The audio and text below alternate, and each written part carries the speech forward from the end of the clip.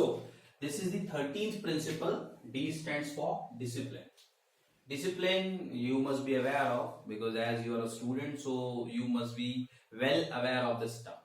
But you know only a bit meaning of this word.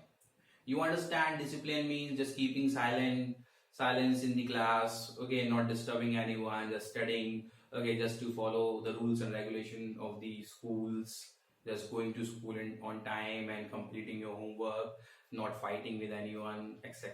In organization also, a bit similarity is there with this. Henry Fayol said that there should be obedience to all the rules and regulations of the organization by all, so that organization can work systematically.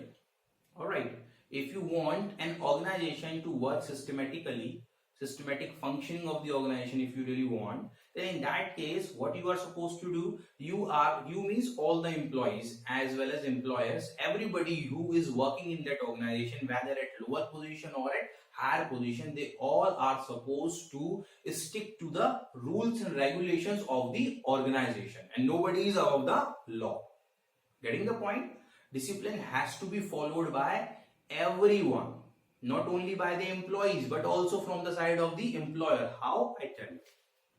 See, we understand this part, that employees are supposed to follow the discipline, whatever rules the organization has made. For example, that organization has made the rule that everybody has to reach the office at 10 o'clock. If you get 10 minutes late, then you will get 3 times warning, and after getting 3 times warning again you are late, then what happens? Your half day salary will be deducted. So that is a kind of rule.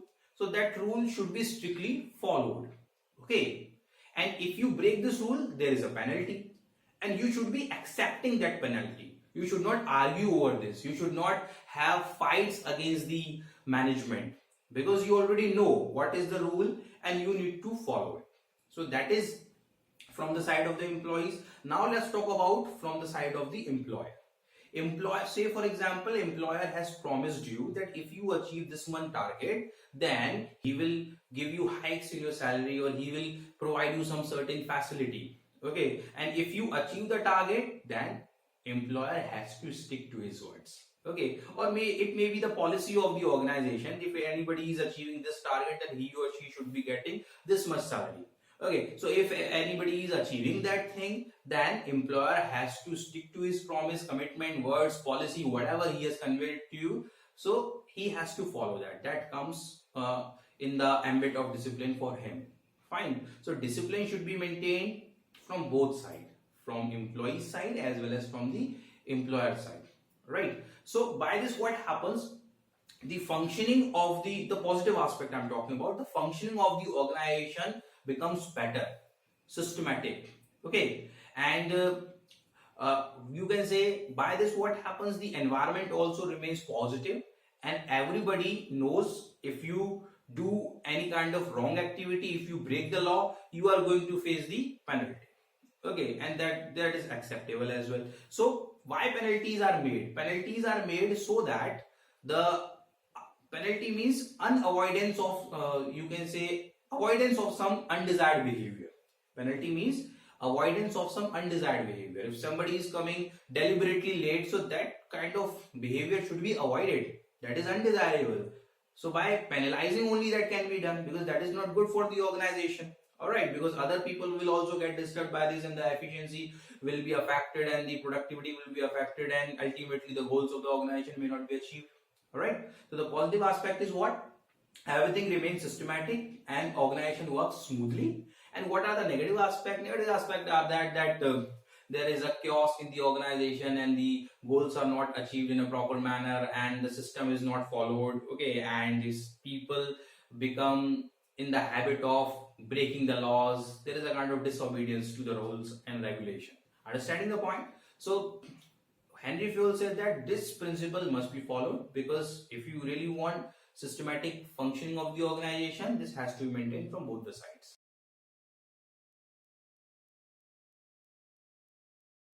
Alright, so this is all about this principle. Now let's move on to another principle. So the next and the last principle of Henry Fayol was given However, he did not give the principles in the same sequence as I have taught you. But as we are discussing the last one, this is the last principle, as stands for stability of personnel. Personnel means employees. Stability, you know, to stay at a single place for a longer period. Okay, so here Henry Fayol meant that in an organization, effort should be made so that the employees may not leave the organization sooner. Why? Because trained and efficient and competent employees, if they are going again and again repeatedly from the organization, then what happens? Organization starts suffering. Okay, one point, in the market, in the environment, okay, their goodwill is also affected, their image is affected, their brand image is affected. Okay, the people start thinking that that is not the good kind of organization, because people keep on moving from there and the labor turnover ratio is very much high. Labor turnover ratio is what? In some specific period, how many employees are leaving that organization. So the organization should always try to minimize this labor turnover ratio.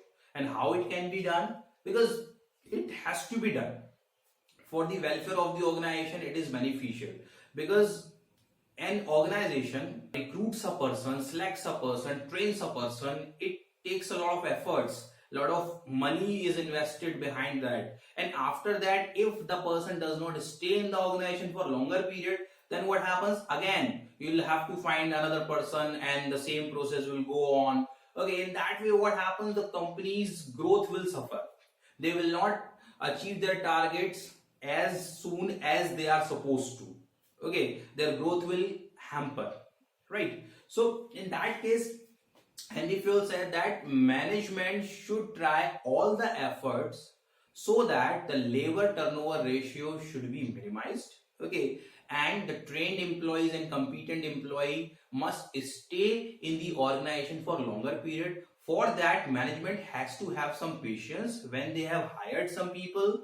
Okay, then they have to give them sufficient time to show their results. It's not like that today one employee is appointed and from the day 2 you start expecting good results from him. Give him some time. Okay, give him some time to show his results. Sometimes what happens, everybody is having his own way of performing. Sometimes some people start low, but at the end of the day they achieve the higher targets. Okay, and you are expecting higher targets from the day 1, then what will happen? The person who has planned to work according to him, his whole planning will be disturbed, and when his planning is disturbed, mentally he becomes disturbed and he is ready to leave the organization. Okay, so in that case, unintentionally you will be increasing your labor turnover ratio. So that should not be there. So the manager must focus on this word, that personnel working in the organization must be stable. Stable means they should stay in the organization for longer period. What happens? What are the positive aspect of that? Positive aspect is that all the targets will be achieved within time. Okay, no wastage will happen of the resources. Fine, and you will not have to spend much on recruitment, selection, and their training, etc. Okay, and what are the negative aspects? All these points become negative. Fine, if you are having high labor turnover ratio, it means you will have to spend more on their recruitment, appointment, selection, training, etc. Okay, and your targets are also not being achieved in proper time. Inefficiencies there in the organization, and wastage of the resources is there. Human is also a resource that is also being wasted, and the image of the company is also going down. And the positive aspect, the company has very much good, you can say handsome goodwill in the market. Okay, that is attracting one. Then what happens? Everybody who is not the employee of the organization is willing to become the employee of that particular organization. So that is why it has to be followed. And for that, what employer has to do? They have to have some patience, they have to give them some time, they have to give some freedom, they have to keep appreciating them, they have to make such kind of policies which all the time motivate them, inspire them to do more, they have to solve their problems. A lot of things come under this category. All right, so it is all about stability of personnel. So Now we have discussed all the 14 principles given by Henry Fayol in the management. Okay, now